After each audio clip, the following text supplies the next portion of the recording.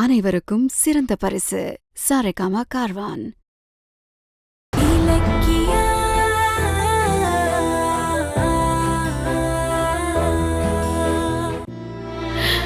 அவனாவது நிம்மதியா இருந்திருப்பான். என் சுயநலத்துக்காக கௌதமோட நிம்மதியை கெடுத்துட்டேன். ஐயோ அத்தை, உங்களுக்கு உடம்பு சரியில்லை அத்தை. அழுது இன்னும் பிரச்சனையை அதிகமாக்கிக்காதீங்க அத்தை. வாங்க அத்தை, நான் ஆட்டோ புடிச்சு தரேன், நீங்க வீட்டுக்கு போங்க. இத பத்தி நம்ம அப்புறமா பேசிக்கலாம். வாங்க அத்தை, வாங்க வாங்க.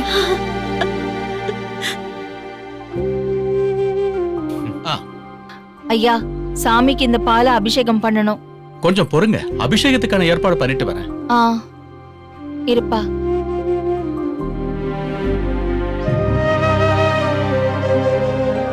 அண்ணி, கவலையை விடுங்க. இலக்கிய பண்ண திருட்டுத்தனத்தையே நினைச்சிட்டு இருந்தா சாமியை கூட நிம்மதியா கும்பிட முடியாது. நான் ஆரம்பத்துல இருந்தே அவ குணத்தை பத்தி உங்ககிட்ட சொல்லிக்கிட்டே தானே இருந்தேன்.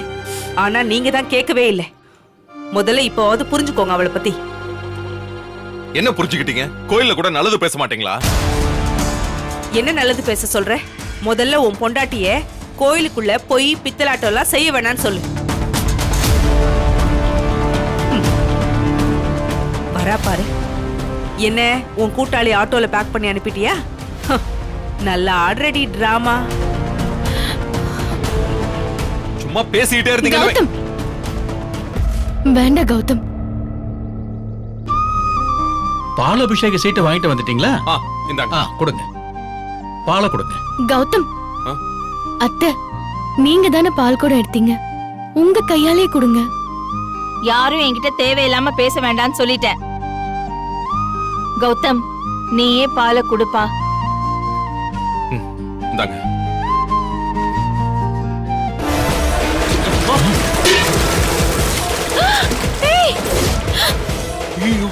ஐயோ,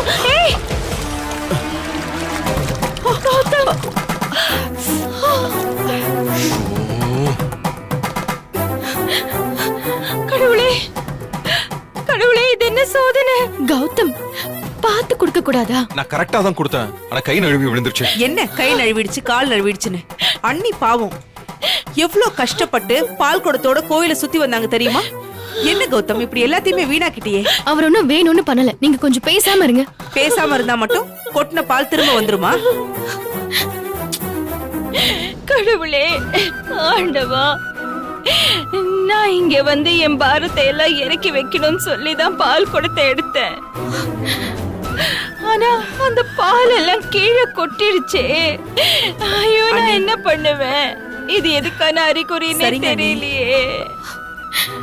ஜானு, அழாதா ஜானு. நான் எப்படி கௌதம் அழாம இருப்பேன்? வீட்ல நம்ம 2 பேரும் இருந்த போட்டோ ஃப்ரேம் உடைஞ்சதுக்கே நான் எவ்வளவு பயந்துட்டேன். அது எதுக்கான அறிகுறின்னு நினைச்சேன். ஆனா இங்க வந்து இப்படி நடந்துருச்சேப்பா. நான் என்ன பண்ணுவேன் கடவுளே? அத்தை, வருத்தப்படாதீங்க அத்தை. அறியாம செஞ்சதுக்கு ஆண்டவன் துணைன்னு சொல்லுவாங்க. விடுங்க, சாமி முன்னாடி நடந்த அபசகுணத்தை அந்த சாமியே சரி பண்ணிடும். அத இன்னொரு அபசகுணம் சொல்லுது. எல்லாம் கால கொடுமை. அம்மா, வருத்தப்படாதீங்கம்மா. இந்த மாதிரி தவறது சகஜம்தான். அதான் பால் குடத்தோட கோவில் முழுமையா சுத்தி வந்துட்டீங்கல்ல, அது போதும். குடத்துல இருக்கிற மிச்ச பாலை வச்சு சாமிக்கு அபிஷேகத்தை பண்ணிடலாம். நீங்க இதே நினைச்சு வருத்தப்படாதீங்க.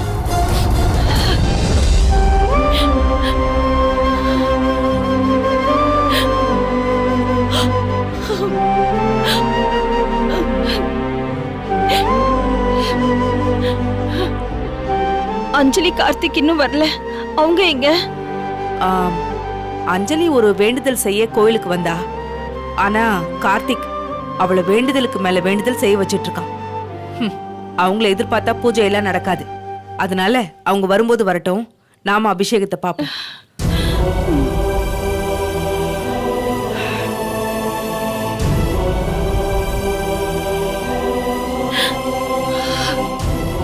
கடவுளே, மனசுல இருக்கிற பாரத்தை இங்க இறக்கி வைக்கணும்னு வந்த.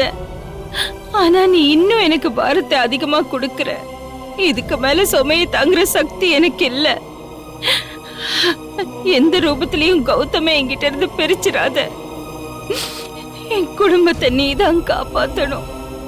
இந்த வீடியோ உங்களுக்கு பிடிச்சிருந்தா லைக் பண்ணுங்க, கமெண்ட் பண்ணுங்க அண்ட் ஷேர் பண்ணுங்க. மறக்காம சரிகமா டிவி ஷோஸ் தமிழை சப்ஸ்கிரைப் பண்ணுங்க.